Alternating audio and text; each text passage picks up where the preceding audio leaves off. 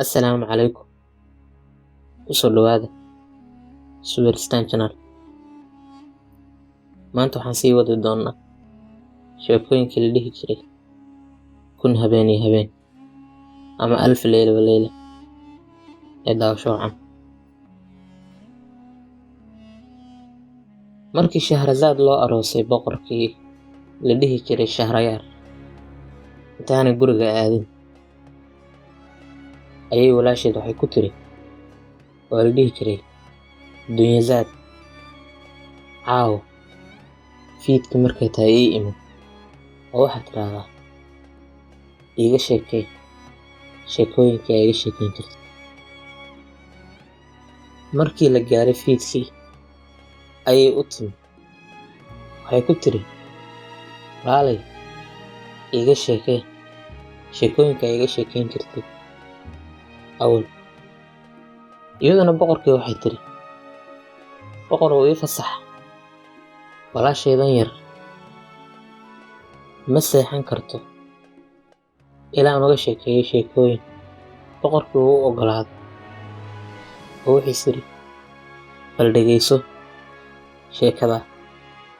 Waxay tiri boqorkii waxay soo gaartay sheeko ah nin ganacsada ah oo aad u lacag badan ayaa maalin safar wuxuu ugu baxay arrin ku saabsan ganacsi. Isagoo socda ayaa jawigii ku kululaaday, kadib wuxuu fariistay geed hoostii suu harkiisa ugu nasto. Kadib jeebka ayuu gacanta geliyay wuxuuna ka soo saaray timir. Kadib markuu timirtii cunay ayuu laftii tuuray. Isla markiiba halkan waxaa ka soo baxay bahal cifriida oo dheer oo bahal seef ah wata.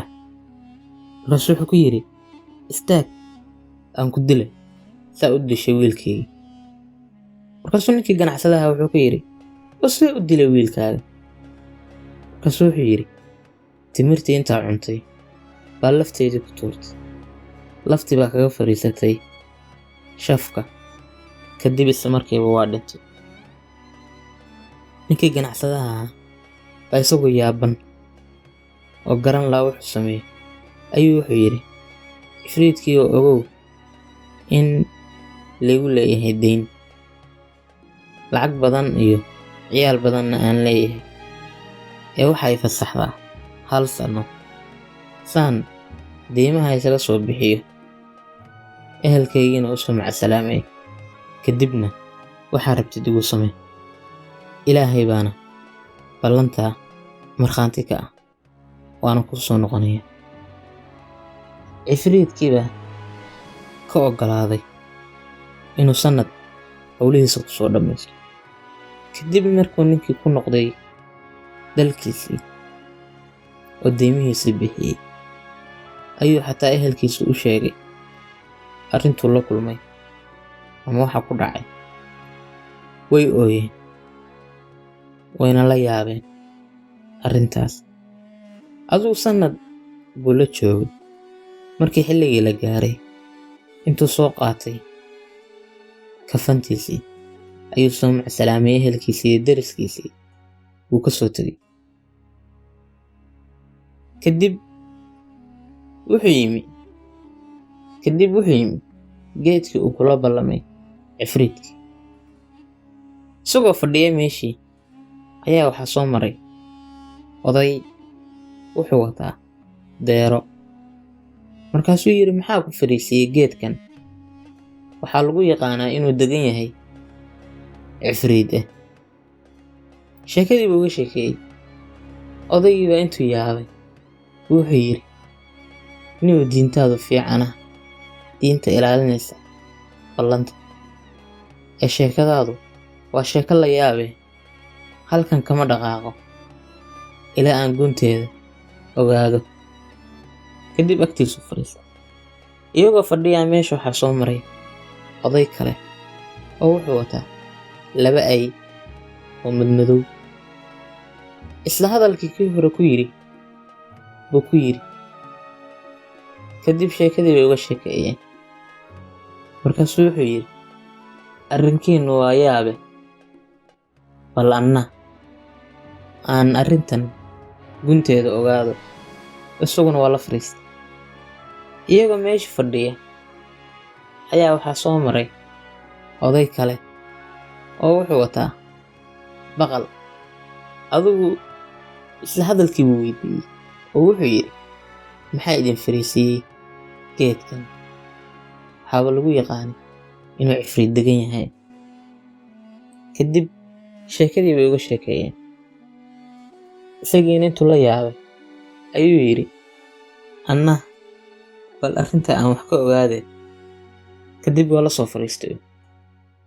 Iyagoo aan hadalkiiba dhammayn ayaa halkan waxaa ka soo baxay cifriidkii oo aad iyo aad u xanaaqsan. Markaasuu intuu saa u qayliyey ayuu wuxuu yidhi, isagoo u yeeraya ninkii ganacsadaha ahaa, soo bax aan ku dilay, saa u dishay ilmahayga. Markaasaa ninkii ganacsadaha ahaa isagoo ooyaya ayuu soo kacay. Kadib odayaashii baa halkan ka qayliyey. Markaasuu digtoonaaday cifriidkii oo arkay in meesha dad kale joogaan. Odaygii deerada watay waa intuu soo kacay ayuu wuxuu yidhi, cifriidkiiyow, boqorkii jinkow, ka waran haddaan kaaga sheekeeyo sheeko la yaab ah oo ku saabsan aniga iyo deeradan aan wato. Ma ii oggolaanaysaa inaad 3 meelood ninkaa dhiiggiisa aan i siisid?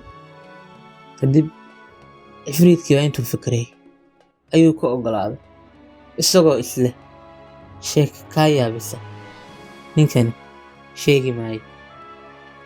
Markaasuu yidhi cifriidkii, haddaa iga sheekaysid sheeko aan la yaabo, 3 meelood meel baan ku bannaynayaa dhiiggiisa.